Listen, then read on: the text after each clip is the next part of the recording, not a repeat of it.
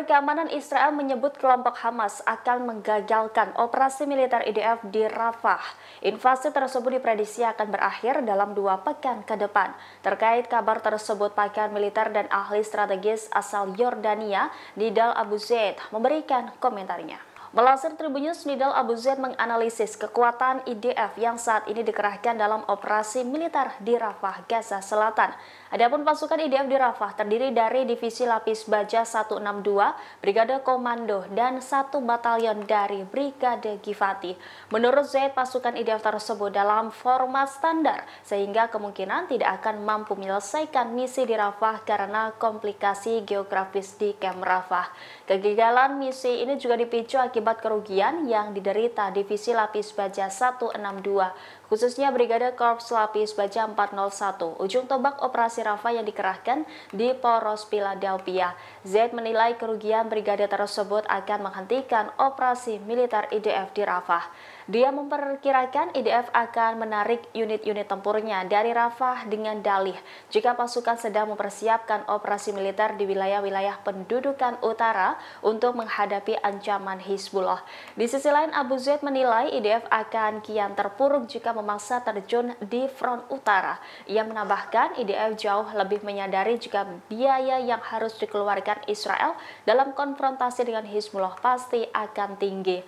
Menurutnya, pemberitaan terkait rencana IDF akan menggempur habis-habisan Lebanon demi menumpas Hizbullah adalah bualan semata. Abu Zaid pun meyakini Israel tidak akan memperluas operasinya dalam melawan kelompok Hizbullah Lebanon.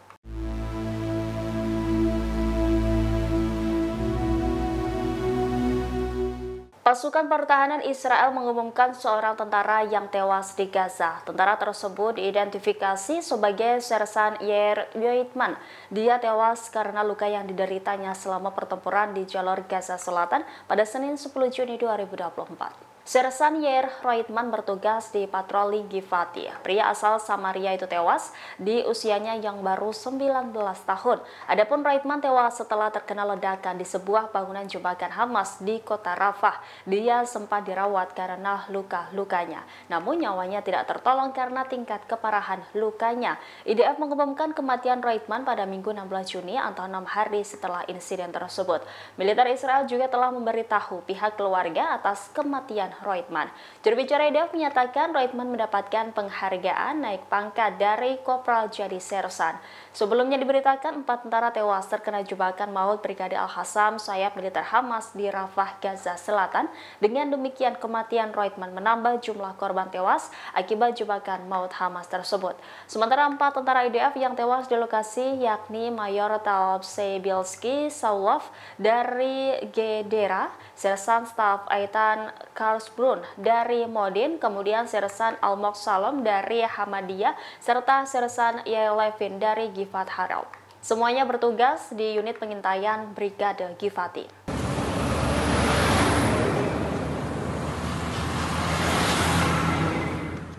Pasukan pertahanan Israel mengumumkan pihaknya akan memberlakukan jeda taktis di Gaza Selatan.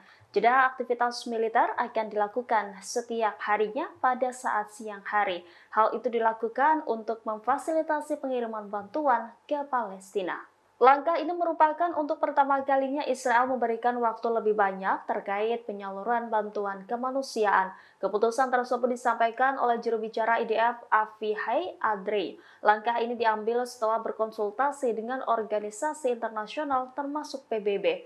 Time of Israel Minggu 16 Juni melaporkan jeda akan dilakukan antara pukul 8 hingga 19 waktu setempat setiap hari di sepanjang jalan menuju penyeberangan Kerem Shalom ke Jalan Salah Adin dan kemudian ke utara menuju kawasan Han Yunis. Militer Israel dalam pernyataannya mengatakan langkah ini sebagai tambahan dalam upaya bantuan kemanusiaan yang telah dilakukan IDF dan juga setelah awal perang. Adapun penerapan jeda taktis, kata IDF telah dimulai kemarin atau Sabtu 15 Juni. IDF mengklarifikasi bahwa penghentian sementara hanya terjadi di sekitar wilayah koridor bantuan yang ditentukan. Militer menekankan permusuhan serangan aktif masih terjadi di Gaza Selatan, khususnya di Rafah. Selain itu, belum ada perubahan kebijakan terkait masuknya barang ke Gaza yang diperiksa IDF kemudian melewati perlintasan Kerem Shalom di bagian selatan perbatasan Israel-Gaza. Diketahui berdasarkan data WHO, lebih dari 8.000 anak balita telah dirawat karena kekurangan gizi akut di Gaza. Mediator internasional telah menekan Israel dan Hamas untuk menyetujui gencatan senjata yang ditetapkan oleh Presiden Amerika Serikat Joe Biden, di mana dalam perjanjian tersebut dapat memungkinkan pertukaran para sandera dan meningkatkan pengiriman bantuan. Namun perkembangan proposal gencatan senjata ini terhenti dalam beberapa hari terakhir.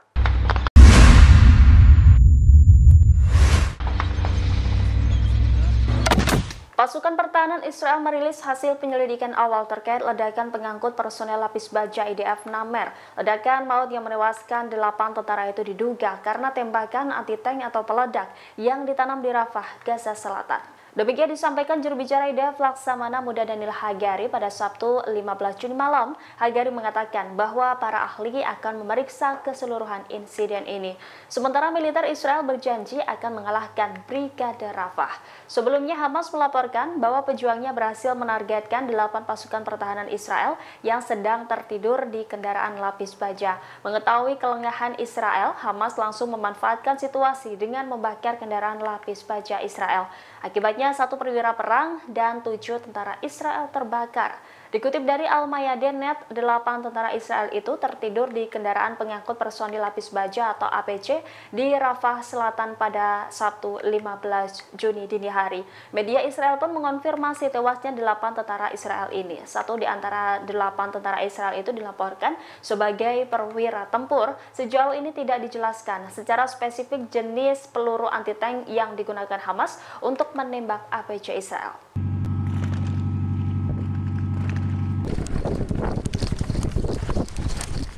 Kekuatan tempur Israel kian menyusut di tengah perangnya di Gaza, Palestina. Sebanyak 11 tentara IDF tewas dalam pertempuran selama akhir pekan ini.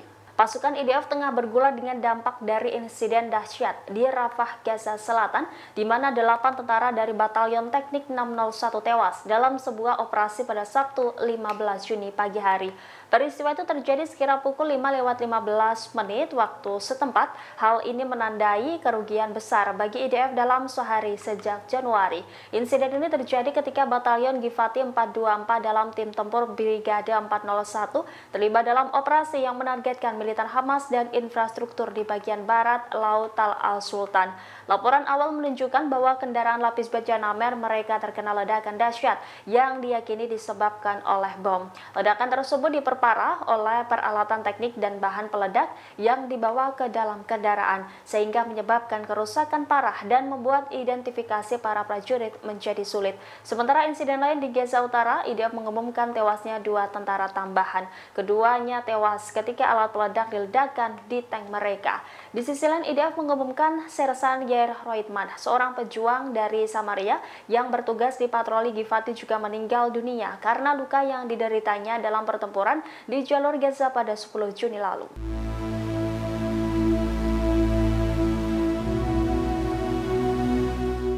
Menteri Keamanan Nasional Itamar Ben-Gvir mengecam keputusan tentara Israel yang akan menerapkan jeda harian di Gaza Selatan untuk pengiriman bantuan kemanusiaan. Bahkan Ben-Gvir sampai mengolok-olok orang yang memutuskan kebijakan tersebut. Ben-Gvir mengatakan siapapun yang memutuskan kebijakan tersebut adalah orang yang jahat dan bodoh yang tidak boleh melanjutkan posisinya. Ben-Gvir mengaku kecewa karena langkah IDF ini tidak diajukan ke Kabinet Perang Israel. Menurutnya, rencana jeda taktis juga bertentangan dengan keputusan kabinet. Lebih lanjut, Ben-Gvir menentang bantuan apapun yang masuk ke jalur Gaza, Palestina. Sebelumnya diberitakan IDF mengumumkan rencana jeda taktis di Gaza Selatan setiap harinya pada siang hari. Hal itu dilakukan untuk memfasilitasi pengiriman bantuan ke Palestina. Keputusan tersebut disampaikan langsung oleh juru bicara IDF, Avihai Adrei pada Minggu 16 Juni. Adrei mengungkap langkah ini diambil setelah berkonsultasi dengan organisasi internasional termasuk PBB.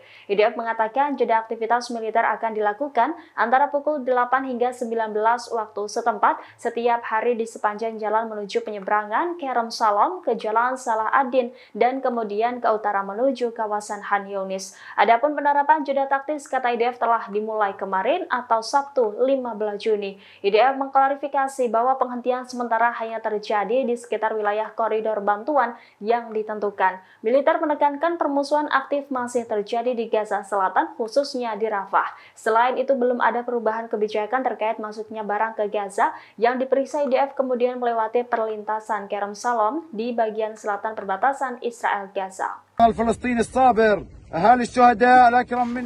Batalion Janin di Brigade Yerusalem memberikan pidato dalam rangka menyambut Hari Raya Idul Adha 2024 atau 1445 Hijriah. Dalam pidatonya, seorang prajurit berdoa agar mereka mendapat perlindungan. Dalam video yang beredar, tampak sejumlah militan yang mendengarkan pidato pimpinannya. Mereka mengenakan seragam lengkap dengan senjata. Sebelumnya, Yerusalem bersiap menyambut Idul Adha di bawah bayang-bayang perang Gaza. Suasana hati di Yerusalem Timur, tepi barat ditandai dengan kesedihan, ketegangan ekonomi di tengah gempuran Israel yang dilancarkan di jalur Gaza, Palestina. Semangat perayaan Idul Adha telah meredam secara signifikan karena agresi Israel. اشترى من المؤمنين أنفسهم وأموالهم بأن لهم الجنة يقاتلون في سبيل الله فيقتلون ويقتلون.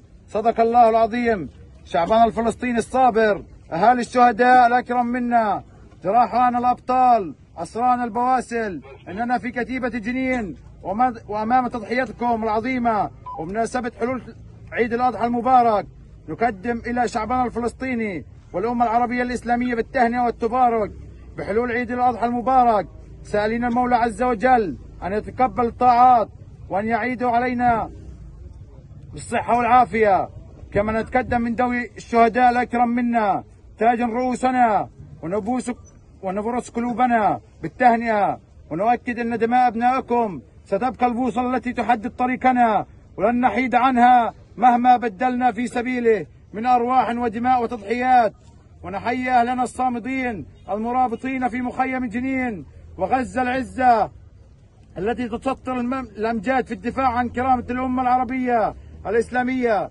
ونحيي أهلنا وعزوتنا في قلعة الشهداء الحي الشرقي الصامد الشامخ في وجه هذا المحتل، وأنه لجهاد نصرنا واستشهاد أخواتكم كتيبة جنين الحي الشرقي. Download Tribun X sekarang, menghadirkan lokal menjadi Indonesia.